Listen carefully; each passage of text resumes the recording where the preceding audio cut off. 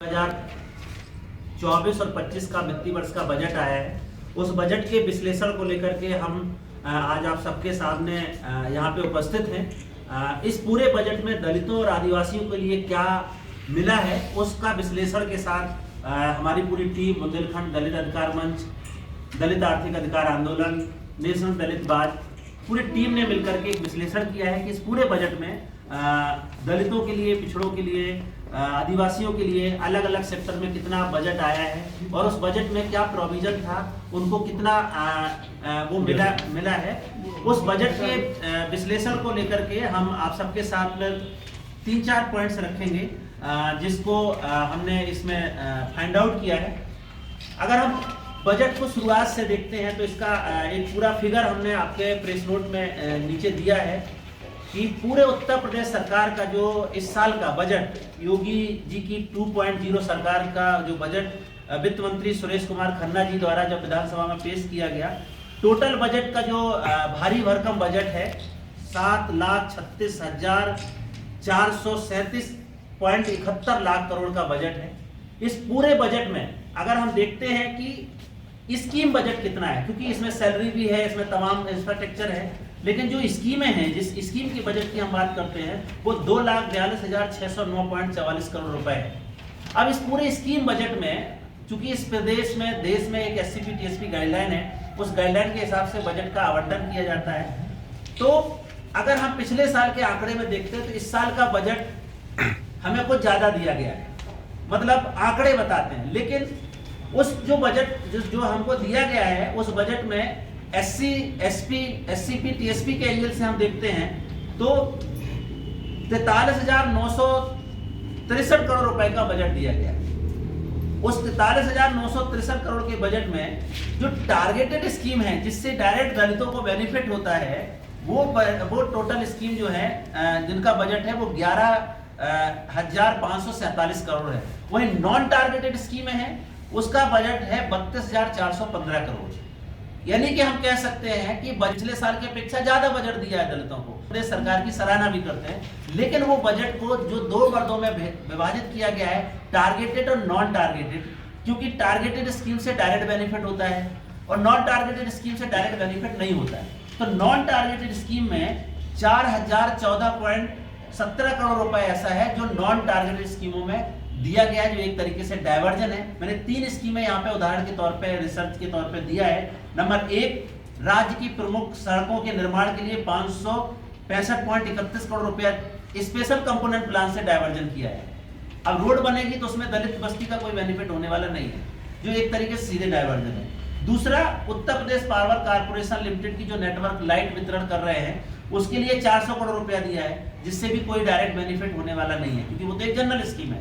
दूसरा, जो चौड़ीकरण हो रही है राज्य की सड़कें, उनके लिए भी 457 करोड़ रुपया इन्होंने स्पेशल कंपोनेंट प्लान से दिया गया है। बहुत बड़ा पैसा है। अगर इस तरीके से ये पैसा डाइवर्ट ना हो और ये पूरे प्रदेश में और देश में लगातार पिछले कई सालों से बजट आ रहा है और SCP-TSP का पिछले 42 साल से बजट आ रहा है, खास तौर से प्रोविजन है, इस देश की गाइडलाइन है, नीति आयोग की निर्देश है कि हर जाति के अनुपात में भी एक बजट का एलोकेशन होता है। अगर दलितों की पॉपुलेशन 21% है तो उसके हिसाब से उनको बजट दिया जाना चाहिए।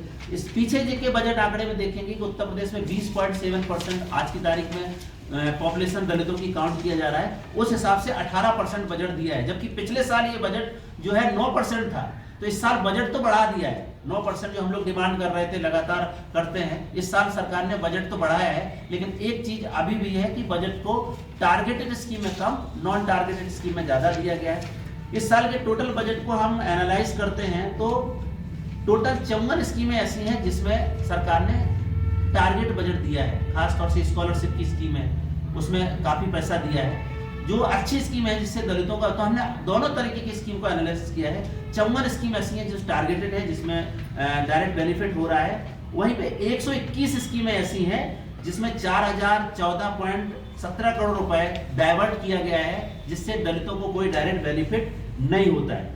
सवाल हमारा यह है कि 42-43 साल से सरकार ये बजट ला रही है और इसमें एक और पार्ट को जो हम लोगों ने विशेष फोकस किया है कि दलितों के स्पेशल घटक योजना के साथ साथ जलवायु परिवर्तन और अनुकूलन को लेकर के, क्योंकि बुंदेलखंड क्लाइमेट चेंज वाला मुद्दा है और हर घर जल हर घर नल जैसी स्कीम लगातार सरकार फोकस कर रही है कि हमारे घर को नल, हर घर को जल दे रहे हैं। उसके भी बजट को हमने निकाला है कि कितना हर घर नल हर घर जल स्कीम में इन्होंने दिया है। तो जल जीवन मिशन का जो एलोकेशन है जो जनरल स्कीम में है उसमें से 6,600 करोड़ रुपया दलितों के फंड से डाला गया है, जबकि अभी भी बहुत सारे गांव ऐसे हैं जो हमारे रिसर्च में आते हैं जहां दलित बस्तियों में अभी भी पानी की लाइन नहीं पहुंची है।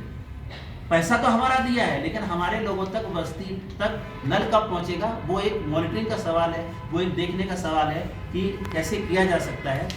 तो जलवायु परिवर्तन और आपदा के मुद्दों को लेकर के जो हम लोग रिसर्च कर रहे हैं, ये पूरे बजट को अगर हम 42 साल के आंकड़ों को क्लब कर रहे हैं तो एक बहुत बड़ा आंकड़ा निकल के आता है, जो अब तक तो सारे दलितों का, पिछड़ों का और जितने भी गरीब वंचित तबके के लोग हैं सबका विकास हो जाता है, लेकिन इसकी सही से मॉनिटरिंग ना होने की वजह से आज भी लोगों के हालात जस के तस पड़े हैं।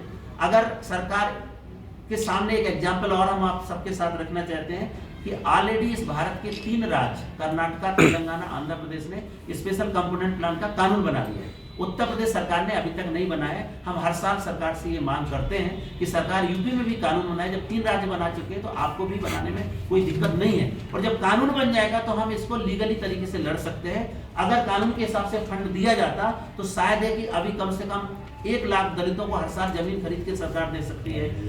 इसमें अगर सरकार कानून बना देती तो बुंदेलखंड जैसे क्षेत्र में जहां मैला ढोने की कुप्रथा आज भी जारी है, उन लोगों का पुनर्वासन किया जा सकता था। तो तमाम तरीके की स्कीमें हैं जिसमें सरकार फोकस कर सकती थी। हमने अपने बजट एनालिसिस के साथ साथ इसमें से 3 मांगे भी रखी हैं जो हम आप सबके माध्यम से सरकार तक भेजते हैं, और इस बजट के एनालिसिस की कॉपी को लेकर के हम समस्त जो भी हमारे जनप्रतिनिधि हैं, क्योंकि विधानसभा का सेशन चल रहा है, वो वहाँ पे इस बात को रखते हैं नहीं रखते हैं, उनके साथ हम एडवोकेसी करेंगे। और आप तमाम मीडिया के साथियों से भी हमारा ये आग्रह रहेगा कि पूरा एनालिसिस की कॉपी आपके साथ है। जब भी आप यहाँ मंत्री आएंगे, अभी प्रेस कॉन्फ्रेंस करने आएंगे, यहाँ पे अलग अलग डिपार्टमेंट के मंत्री आएंगे या फिर डिपार्टमेंट के लोग प्रेस कॉन्फ्रेंस करेंगे या चर्चा करेंगे, तो आप उनसे ये सवाल पूछ सकते हो। जो विश्लेषण हमने निकाला है कि एक तरीके से SCP TSP गाइडलाइन का उल्लंघन है। सरकार क्योंकि इस बजट पे कोई निगाह नहीं रख रहा है, तो जहां मर्जी है वहां खर्चा कर दो। बहुत सारा पैसा खर्चा नहीं हो रहा है, वो इसमें रुक रहा है, क्योंकि SCP TSP गाइडलाइन सीधे बोलती है कि फंड का डाइवर्जन नहीं कर सकते, इस फंड को लैप्स नहीं कर सकते। तो इतना सारा पैसा आ रहा है फिर भी लोग अभी भी इस तरीके के हालात में क्यों रह रहे हैं। तो 3-4 डिमांड है हमारी जो हमने इस प्रेस नोट में भी डाला है। एक तो सरकार उत्तर प्रदेश में भी कर्नाटक, तेलंगाना, आंध्र प्रदेश की तर्ज पे SCP TSP यानी कि अनुसूचित जाति घटक, अनुसूचित जाति जनजाति घटक का कानून बनाए। दूसरा, जो 2024 और 25 के फाइनेंशियल ईयर में इन्होंने 4,000 करोड़ का बजट डायवर्जन किया है, 4,014 करोड़ का, उस पैसे को वापस किया जाए ताकि उससे डायरेक्ट इनके बेनिफिट की स्कीम बने।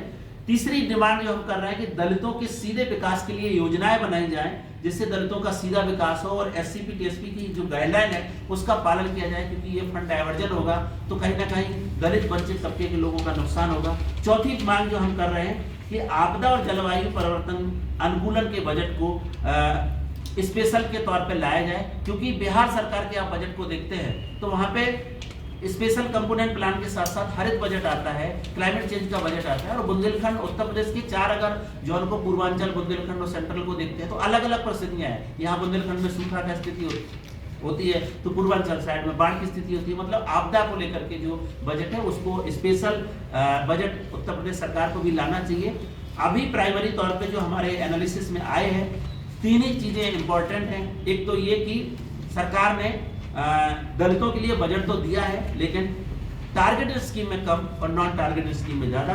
2024 के बजट जो टोटल हमें मिला है 43,963 करोड़, उसमें टारगेटेड स्कीम में मात्र 11,000 करोड़ है और नॉन टारगेटेड स्कीम में 32,000 करोड़ है, जो कि काफी बड़ा अंतर दिखता है।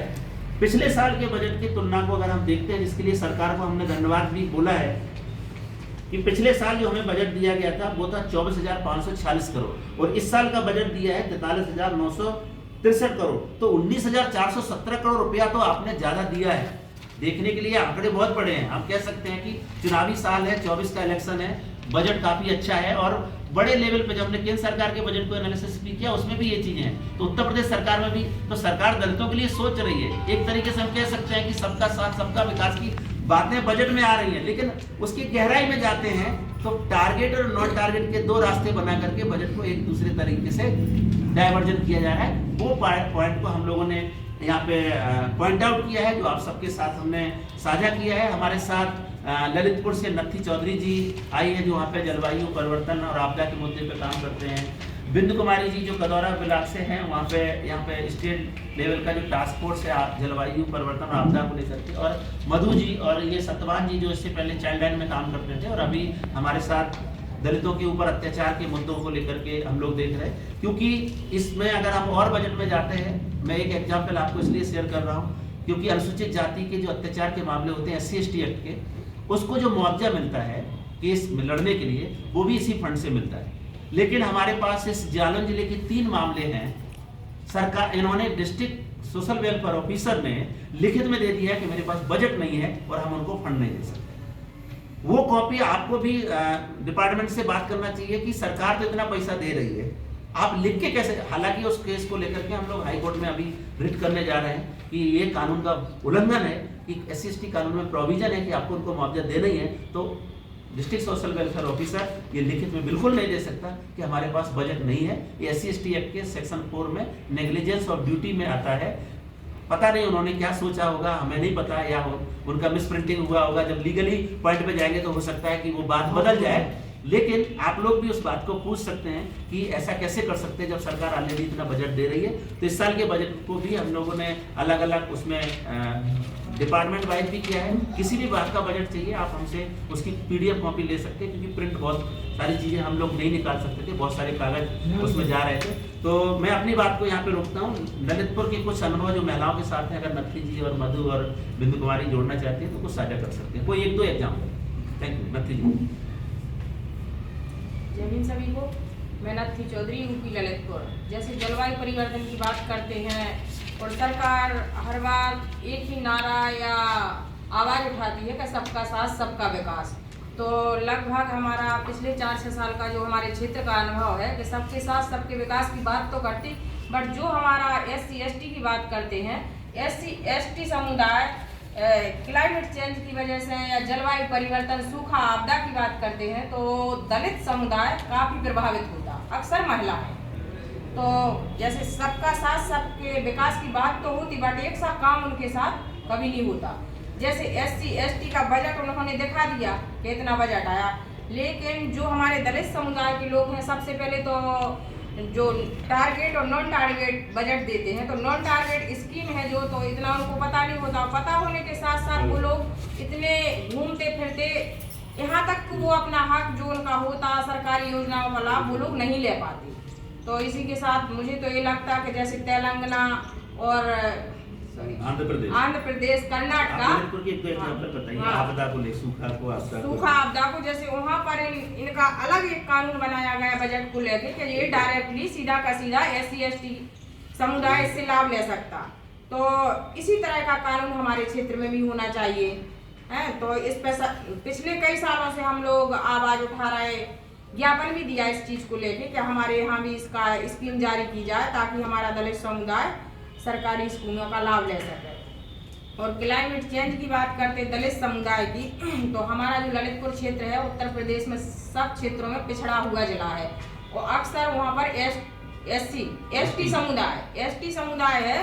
पानी की सबसे अधिक समस्या है, जो जंगल में निवास करते, तो वहाँ पर कोई काम तो है नहीं, इतनी बेरोजगारी है, सारे परिवार पलायन के लिए बाहर जाते। तो कई ऐसी क्लाइमेट चेंज या सूखा आपदा की वजह से कई लड़कियां, कई औरतों की मृत्यु भी हो जाती। पिछले साल की बात है कि हमारे यहाँ 2 लड़कियों की मृत्यु हुई।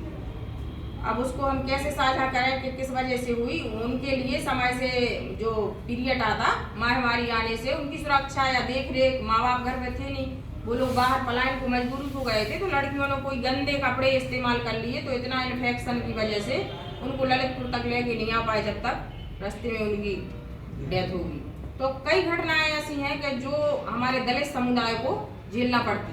सरकार बजट तो एक तरफ दिखा रही, शो कर रही कि हम SC/ST में सारा पैसा खर्च कर रहे हैं, बट एससी समुदाय आज भी इतना इन चीजों से वंचित है कि उनको पता ही नहीं कि कहाँ से कहाँ तक मिलता हो। मिलने की भी लेने की कोशिश करते तो जिला स्तर तक आते आते वो इतनी भटक जाते कि उस रास्ते तक वो नहीं पहुँच पाते। ठीक है। जय मधु, आपको कुछ जोड़ना है? मेरा नाम मधुर नादी है। मैं क्लाइमेट चेंज को लेके जिला जालौर में काम करती हूँ। जैसे कि अभी हमारा उत्तर प्रदेश सरकार का बजट आया है 7,36,437 करोड़ रुपए। तो इसमें बजट तो इस साल अच्छा आया है, पर इसमें 2,42,609 करोड़ आया हुआ है, मतलब टारगेटेड स्कीमों का। तो इसमें मतलब नॉन टारगेटेड स्कीम में बजट ज़्यादा आया हुआ है और टारगेटेड स्कीम में कम आया हुआ है। तो मैं सरकार से यही मतलब महिलाओं लड़कियों के लिए सीधा स्कीम का लाभ जिससे कि ले सकें हम लोग।